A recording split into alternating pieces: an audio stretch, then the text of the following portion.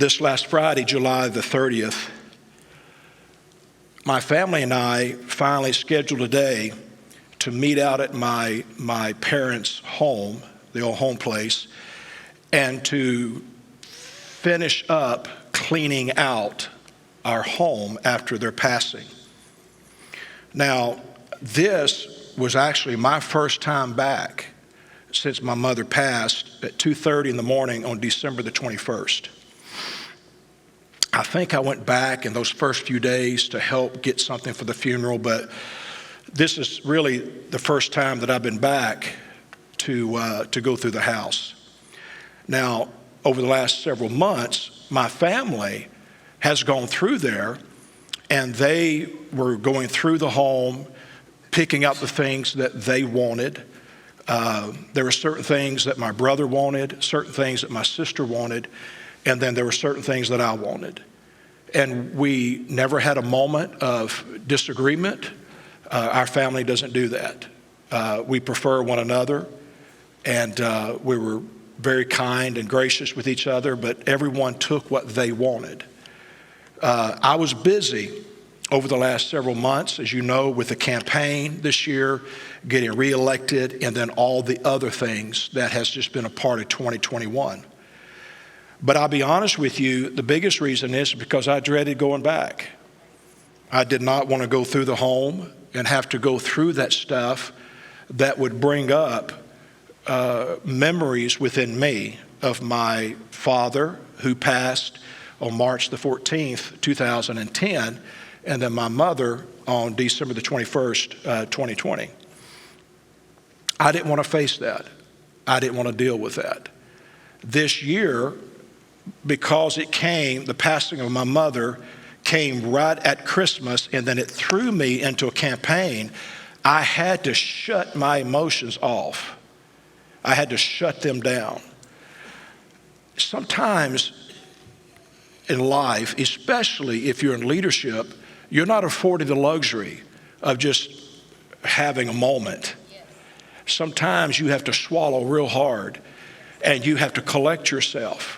Whether you're going to someone else's funeral, whether you're going into a hospital room, whether you're dealing with a tragedy in people's lives, sometimes you just have to just pull it together and swallow real hard so that you can get through the moment and help people get through their situation. As we went there this last Friday, we actually had what's called a roll-off delivered. We actually had two of them. A roll-off is these long dumpsters that they'll drop off and you can fill it up and they pick it up. Each one of these roll-offs had 40 yards of space within them. So there were 80 yards all total. And so we were going through the house and the building out back, and most of the furniture had already been taken out. And so we were actually just going through the smaller items that needed to be dealt with in the garage and the home out in the storage building. So we were sorting through memories, deciding what to keep and what to let go of. And so as I stood there watching these roll-offs, I realized that there were 80 yards of memories that were being dumped into these two dumpsters. I kept going through different things, and I kept trying to get family members to keep something. I'd find something, I said, you need to take this. And then I'd say to somebody else, well, you need to take this. And then I realized these were items that had no value to them because they'd already picked out their stuff. They had no value to them. It was only a memory for me. So what was important to me may not be important to someone else. And what's important to them may not be important to me. At one point, I realized that we were dumping a lifetime of my parents in these roll-offs, and as the truck drove away, it made that passing of them feel so final. As I'm watching these two dumpsters and all this stuff is being thrown in, I'm standing there, I'm realizing we're throwing away a lifetime of two people that meant a lot to me. And so as the truck pulled away, as I said, it had such a feeling of final, and I hated it. Hebrews chapter 9 and verse 27, the writer said, and as it is appointed for men to die once, but after this, the judgment. Now, the word judgment there in the Greek, we know that it speaks of divine law judgment. Sinners will stand at the great white throne judgment and answer. Christians will stand before the judgment seat of Christ and they will answer. But divine law judgment, it also means separating. But there's another meaning tucked into that word. It means opinion or decision given concerning anything. A opinion, a judgment given concerning anything or anyone. It's appointed unto man once to die, and then there's judgment that passed on his life. There's an opinion given on his life. Every man has an appointment with death. After death, man will judge your legacy and God will judge your eternity. In Matthew chapter 6, verses 19 through 21, Jesus is preaching, and this is a phenomenal chapter, of course, chapter 6 and 7. But in verse 19, he says to the disciples, do not lay up for yourselves treasures on earth, where moth and rust destroy, and where thieves break in and steal. But lay up for yourselves treasures in heaven, where neither moth nor rust destroys, and where thieves do not break in and steal. For where your treasure is, there your heart will be also. If I titled this today, I would title this Treasures of the Heart. We all have seen the programs. I've been channel surfing and come across one, and I can't watch much of it because my OCD kicks in. That perfection in me kicks in. But we've all seen these programs of hoarders. You've seen hoarders? Hoarders. Let me talk to you about hoarding treasures. Do you know that there's an estimated 6 to 15 million people affected by the hoarding illness in the country alone? Compulsive hoarding is a condition where a person feels compelled to store and preserve materials and stuff which may or may not have any value. Think of that. In verse 19, in our text, in the Passion, it reads, don't keep hoarding for yourselves earthly treasures that can be stolen by thieves. Material wealth eventually rusts, decays, and notice this, loses its value. Don't hoard because it's going to lose its value. Let me share with you things that hold their value. Now, these are 10 used luxury items that hold their value from a magazine called The Richest. Now, I'm not going to pronounce some of this right, but you ladies, be kind. Number 10, Hermes Kelly handbag. Number 9, Louis Vuitton never full handbag. I didn't know they make such a bag. I've never seen a woman's bag that wasn't full. Number 8, hang with me, I'm tired, so I need to put a disclaimer up front. Whatever I say, just realize I'm tired. Number 8, diamonds. Number 7, gold. Number 6, high-end art. Number 5, Hermes Birkin handbag. Hermes. That's Southeast Texas. Hermes. Number 4, burgundy wine. Need a drink after this. Number 3, I'm joking. Number 3. Say it again.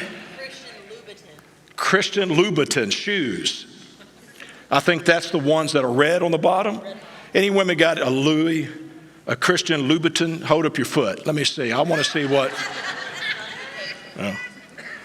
Number 2, Rolex watch. And the number 1 used luxury item that holds its value is a Ferrari.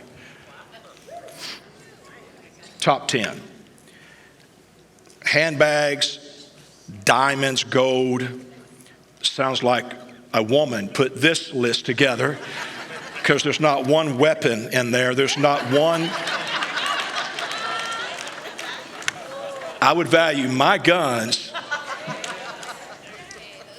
much more than a pair of shoes with red.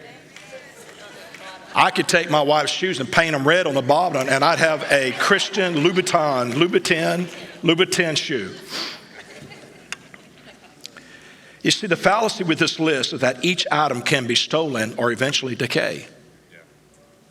Every one of them, no matter how much value you place on them.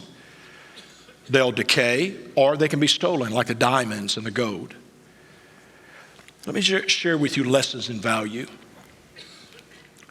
Use it now or lose it to time or decay.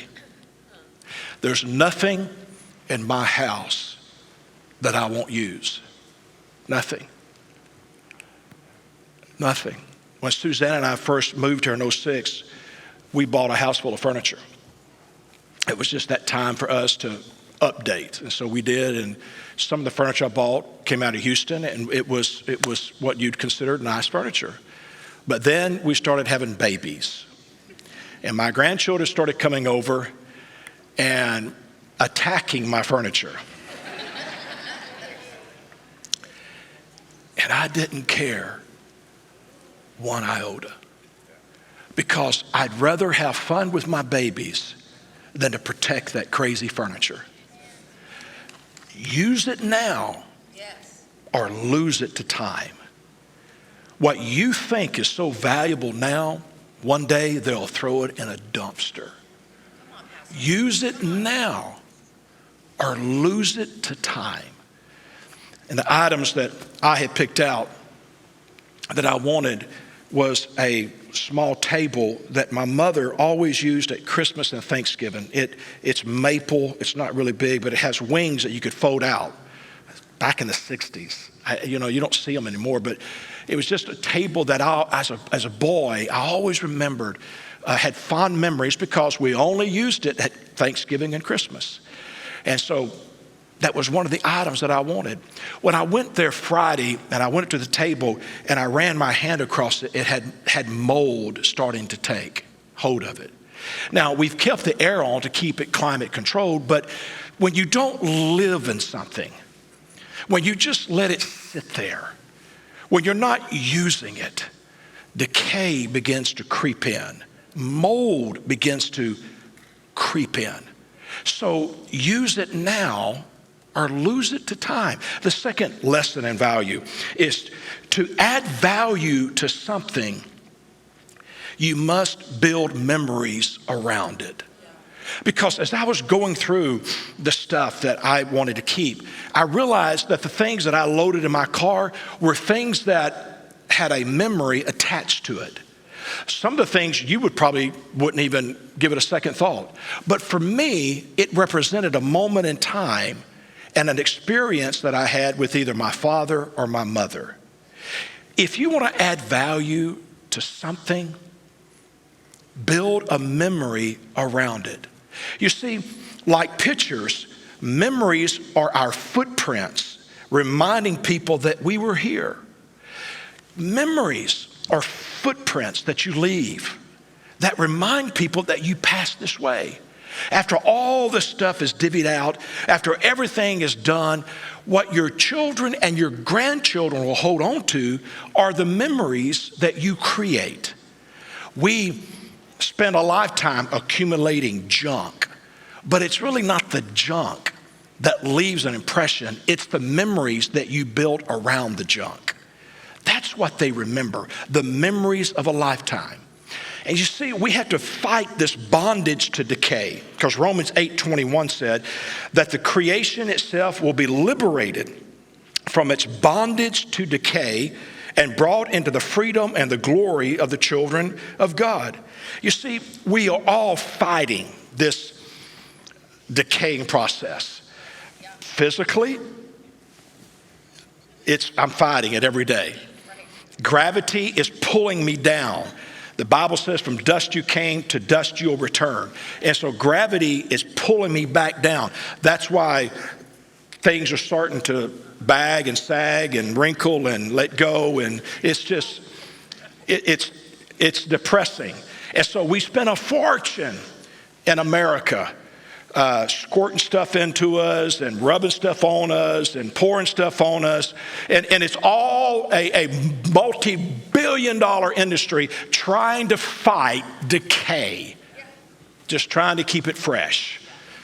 You're shooting like Tupperware under your eyes. They call it Botox, trying to keep it fresh. But don't know where that came from. But the bondage to decay. But here are two decaying facts that I want to share with everyone. Number one, your body is going to the graveyard. And number two, your stuff is going to the junkyard. Now that's something you really need to grab a hold of. As we scramble out of here, and tomorrow we scurry off to work and trying to make money and trying to buy stuff and trying to make things happen and trying to build things and trying to collect all of our stuff. Just remember this. Keep everything in perspective. One day, one vehicle will take your body to the graveyard and another vehicle will take your stuff to the junkyard. Remember that. It's the decaying process. The things that hold their value, though, are the things that hold your memory. The things that hold your value are the things that hold your memory. The things that I loaded in my car were things that held a memory for me. The things that went in that dumpster were things that I let go of. So you need to realize, if you want your kids, your grandchildren, if you want them to value anything, then build a memory around it. Build a memory, attach a memory to that thing, because that's the only way it will hold its value. Remember that. Just like with that table, I kept the table because the table represented fond memories that I had as a child at Thanksgiving and Christmas time. We're talking about hoarding stuff when we should be hoarding memories.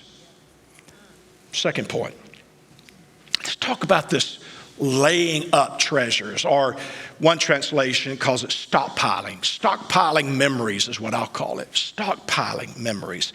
Did you know it takes a moment to make memories and a lifetime to forget them? How many of you can remember things that happened to you as a child? Just special moments, fleeting moments, just fleeting moments. It takes just a moment for that to happen. Just a moment. And yet you hold on to it for a lifetime.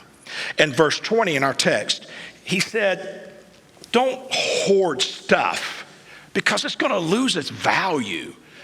He said, instead, stockpile heavenly treasures for yourselves that cannot be stolen, never will rust, decay, or lose their value. So, don't hoard things that will lose their value. Stockpile things that won't. Memories of a lifetime. The only way to render timely goods eternal is through the act of charity. Kingdom principle. Kingdom principle. He said in Corinthians, 1 Corinthians 13, faith, hope, and love. Look, the only way that you can render something timeless is by letting go of it, by using it through charity. Proverbs 11:30. The fruit of the righteous is a tree of life, and the one who is wise saves lives, or the King James, I think, it just came out of me, saves souls. The fruit of a righteous man or woman is a tree of life. Your life should be like a tree that yields fruit. And your life is saving people's souls. Saving people. Helping sinners to become saints. Helping saints to become servants. And helping servants to become sons. You see, It's more than just seeing people get saved. Jesus said, go into all the world and make disciples of men. He didn't say, go in the world and just get them saved and then just leave them. That's like going into a labor room and giving birth to a baby and then walking off and leaving it there. He said, make disciples. So that's why I call it sinners to saints, saints to servants, and servants to sons. We've got to help people become everything that we know they are in Christ Jesus. John 4:41. And because of his word, speaking of the woman at Jacob's well, Sychar, you remember the message, John 4:41. And because of his words, because of Jesus' words that she spoke to the village at Sychar, because of his words, many more became believers. She goes back to Sychar from Jacob's well. She said, come see a man that told me everything I ever did. This guy's the real deal. And because of his words that he spoke to her, many people became believers. You see, we must help them to believe. We must help people go from sinners to saints, saints to servants, and servants to sons. We've got to help people. We've got to help people believe in themselves. We've got to help people believe in the call of God that's on their life, the purpose that God has for them. I remember, I said it at my mother's funeral. I remember as a boy, my mother would grab me and when I'd come home from school, and she'd pull me up and she'd say to me, you can do anything. Randy, you can do anything that you set your mind to. Listen, spend your life making believers of men. Believers in God, believers in themselves, believers in what they can accomplish for the kingdom of God. We've got enough people that want to tear people down. We've got enough people that speak negative. We've got enough people that are critical. Listen, we got enough Facebook, Instagram, and all that nonsense. There's enough of all that. What we need is some people that will grab some people and pull them up and say, you can do whatever you set your mind to do. You're more than a conqueror through Jesus Christ. You can do all things through Christ who strengthens you. We need to preach the gospel of good news. Come on, Pastor. It's news for most people, and it's good. That's our calling. That's our purpose. Memories of a lifetime. That's what I'm talking about here this morning. Memories of a lifetime. Stockpiling memories. He said, don't hoard stuff that's going to lose its value. He said, stockpile things that will never lose its value. Stockpile an investment in eternity. And the only way you can do that is by investing in the lives of people. Yes, amen. That's it. You want a good return on your investment? Then invest in people. Yes, sir. That's why the first Sunday of each month, like this morning, we take for just a moment and we pause and we talk about our missions giving. Because we as Americans have been given much. And to whom much is given, much is required. And so we believe that God has called us to take the gospel around the world and to help those who are less fortunate, to make happen for them what they can't make happen for themselves. But when we lend to the poor, we lend to the Lord, and He pays back with interest, and we know that. And so I know as your pastor that one way to keep the heavens open over this house is to keep giving to missions, to keep giving to benevolence, to keep helping the widows and the orphans in their affliction. That's pure religion and undefiled before Him. That's what He said. And so you see, we need to understand that we have to invest in eternity. We have to invest in it. That's the only thing that's going to hold its value. So you have to learn to invest in people, saving people, memories of a lifetime. Let me talk to you about, just for a minute, about the place of memories, because I just want to make one point here very clear. You see, sorting through the stuff on Friday, what qualified an item as a treasure for me was the statement, oh, well, this was from Nederland. as you've heard me say, I grew up at 503 22nd Street in Nederland. And so my memories, my fondest memories, got a lot of memories, but my fondest memories are at 503 22nd Street. So I would be going through stuff and I'd say, oh, this came from Nederland. And so I'd set it aside. I'd find something else. Oh, that came from Nederland. And I'd set it aside. And those typically were the items that I'd try to give to someone else. I say, you really need to take this. You need to take this. And they said, nope, got plenty. Don't need nothing else. Because it was a value to me, not to them, because there was a memory attached to it. I found one tool that I'm about 99% sure came from my grandfather out of Port Neches to my father, and now I've got it. And it's a hand drill. You take it, put it, you can drill a hole in wood like this. It's called manual labor.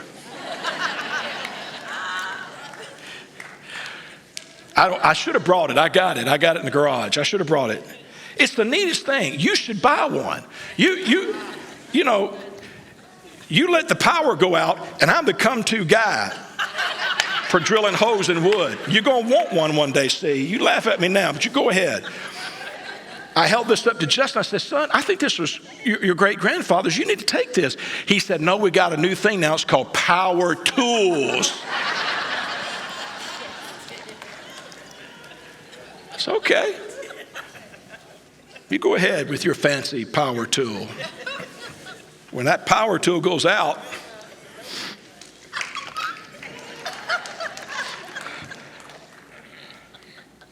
but you see, it held a memory for me, not for him. Sorting through the stuff. This is from Nederland. So let me give you some lessons in memories. It's people, not places, that make the memory. Now, I referred to Nederland, but it wasn't that location, it was the people that occupied the home. So listen to me. I don't care if you're rich or poor. I don't care if you live in a $600,000 home or you're in some little garage apartment on the wrong side of town. Listen to me. It's not the location that makes the difference. It's the memories, the people that are attached to it. You can build memories of a lifetime by going to the nicest steak restaurant in town or just going to McDonald's. Listen, when I take out my grandkids to eat, where I want to go eat is totally different than where they want to go eat. Two different worlds. They're a cheap date because where they want to go usually has the word fast in it. And so, but it's not the price of the meal that they'll ever remember. It's the fact that I'm sitting across the table with them, eating that stuff and spending time with them. Are you with me? It's not just the location, and it's not all the stuff.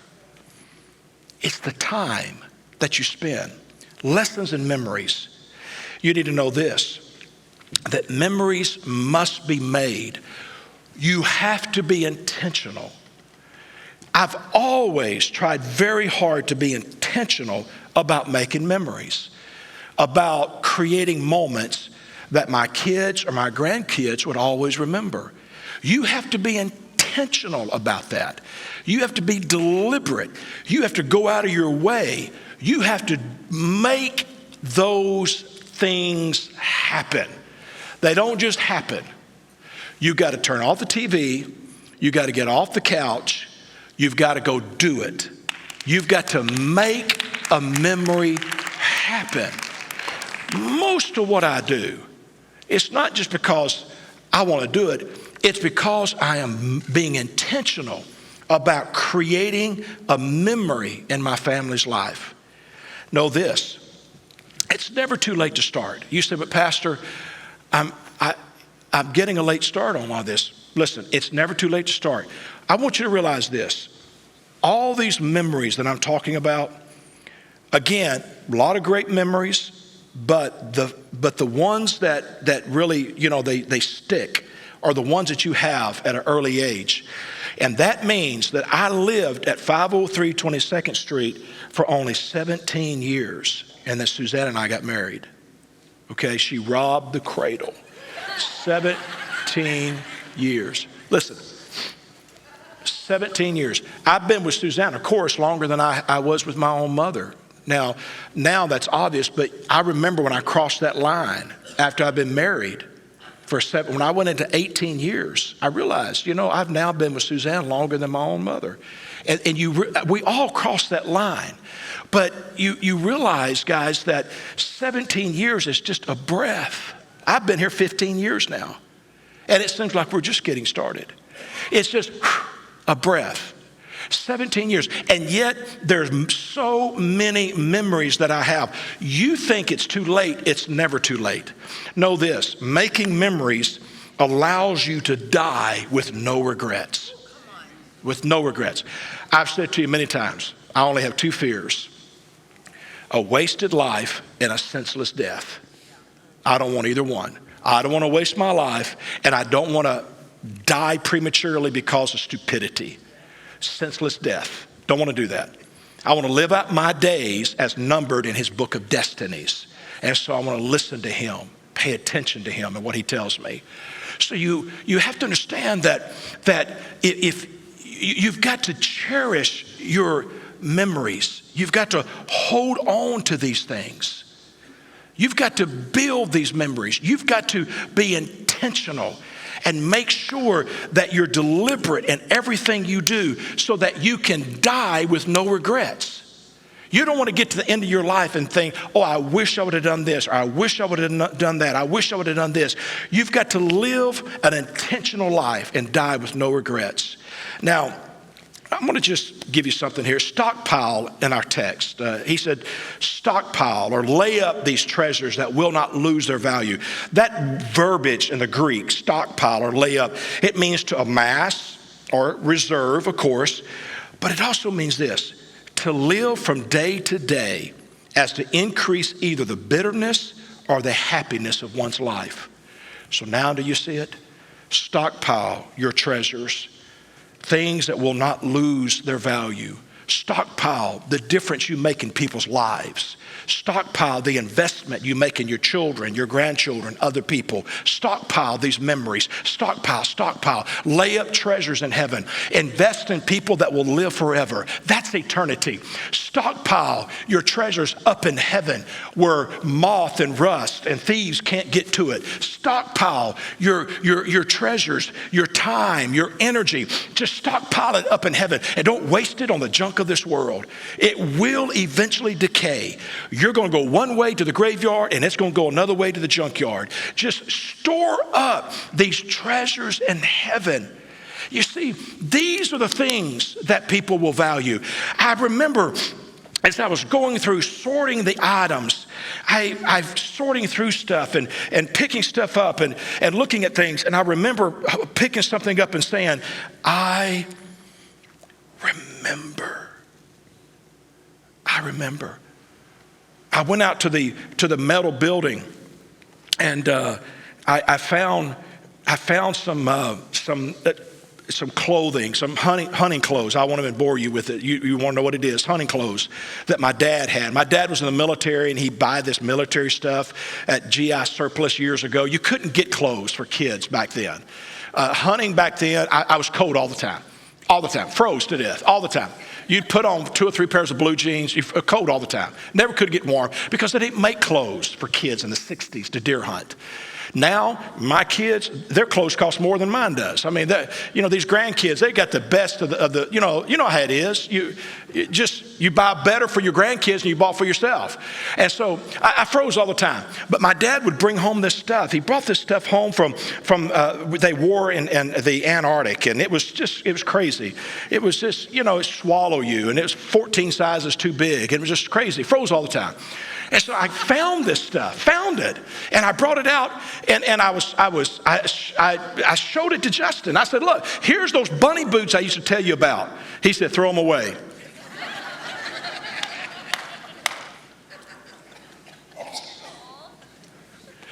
I came out with the navy pants that my dad bought. They're horrible. They're horrible. They was this wide. You walk out and there was so much gap between the outer edge and your waist. The air would just rush in.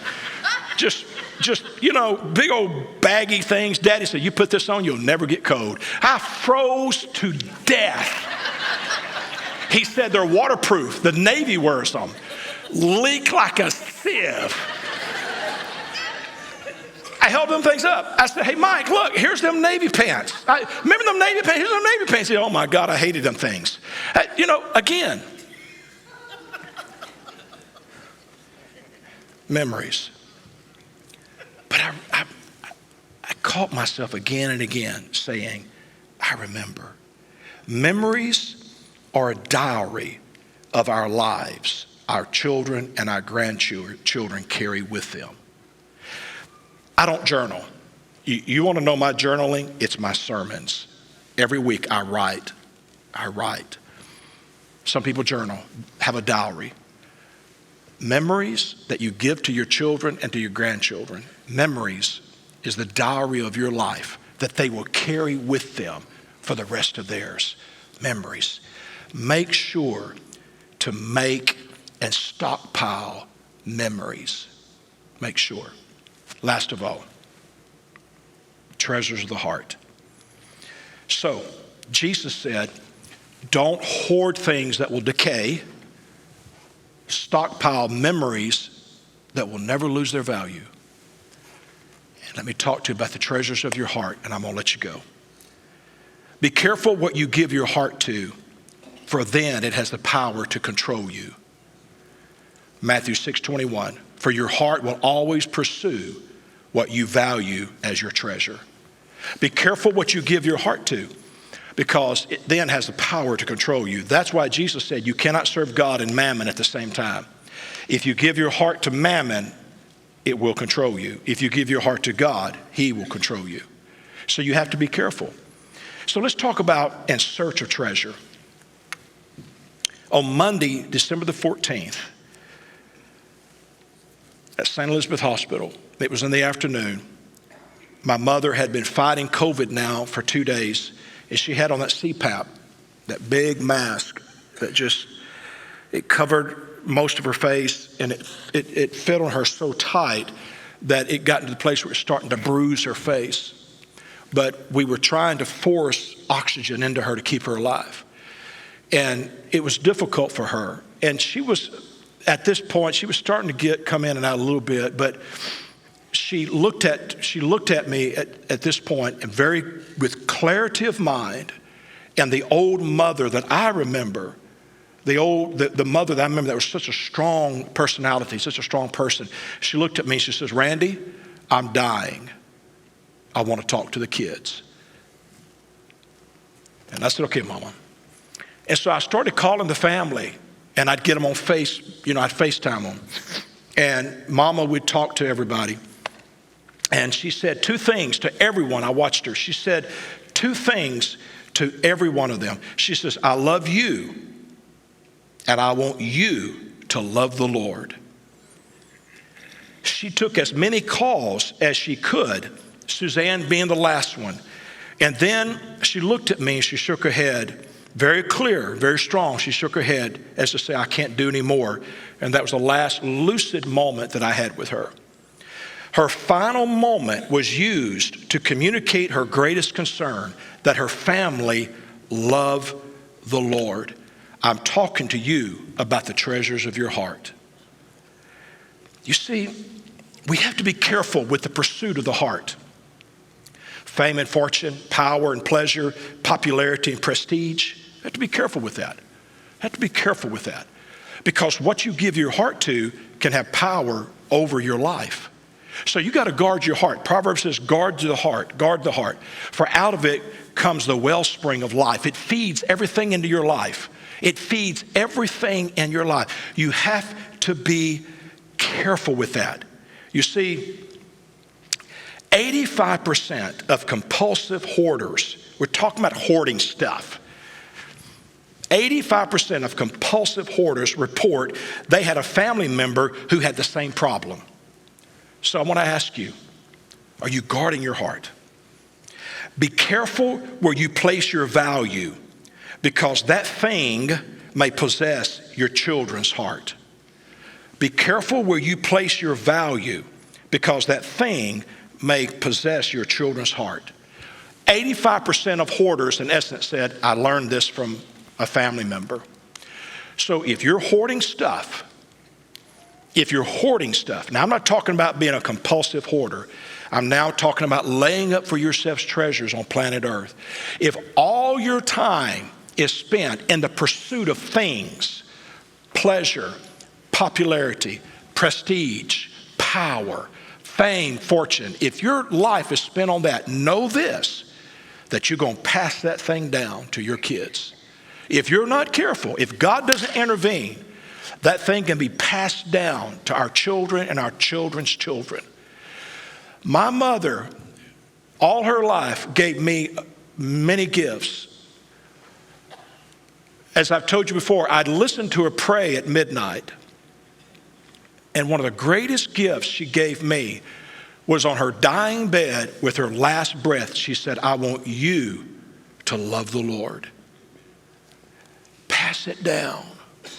Pass it down. You've got to be careful. He said in Proverbs 4, as I mentioned, but in the Passion it reads this way, above all, guard the affections of your heart. Be careful what you value, because it will capture your heart. David, come help me. As I said to you in the beginning, this is personal to me. It's an experience that I had. And at 3-something this morning when I woke up, this message that I'm preaching to you right now, I began to watch it in my mind play out as I was preaching it to you. And I'm thinking, I've got my message. I ain't getting out of this bed. But that thing kept playing. And so I got up and I went into my office and I sat down and I began to type. Because the greatest message is what comes out of who we are and not just what we know. I wanted you to see me standing there in Beaumont Colony, there between Louboutin and Kuntz in the backyard, that roll off, that long dumpster, and the tractor, my son-in-law, Michael Everett, that would take that stuff, the grapple, and take it and reach up and dump it in that trailer. And I stood there and I watched and I think 80 yards of memories. And then the truck pulls up and he grabs it, sucks it up, and then he drives off. And I'm watching as my parents' life is being hauled to the junkyard. The stuff that my daddy worked so hard for. He retired from Allied Chemical in Bridge City to take the opportunity to go to Alaska to work on the Trans-Alaskan pipeline. He'd be gone for 9 months at a time. Sacrifice that he made so that he could give his family a better life. My mother, who was the secretary to the president and an officer of the bank at First State Bank and Trust there in Port Arthur. Many days I'd be home from school and I'd hear the back door slam, and I knew my mother's coming down that hallway with her clothes, work clothes on, and she always smelled like a bank. And she would go, she'd say, hey, Randy, she'd go back to her back bedroom, she'd change clothes, she'd come back out, and she would come to the stove looking out over the living room, and she'd reach up and I could hear it in my head. She'd click that light on and she'd start cooking. Work all day to come home and immediately start cooking. Because building a better life for her family. Building these memories.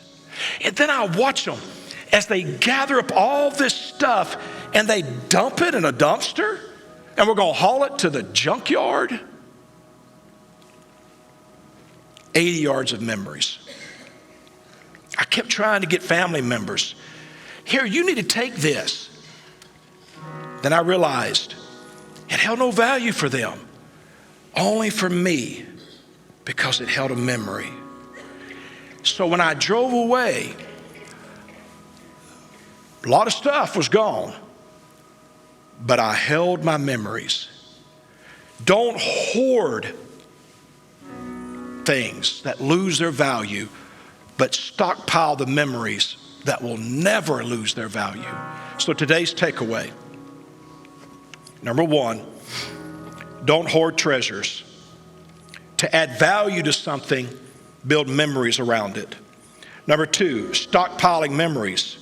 Making memories allows you to die with no regrets. And number three, treasures of the heart.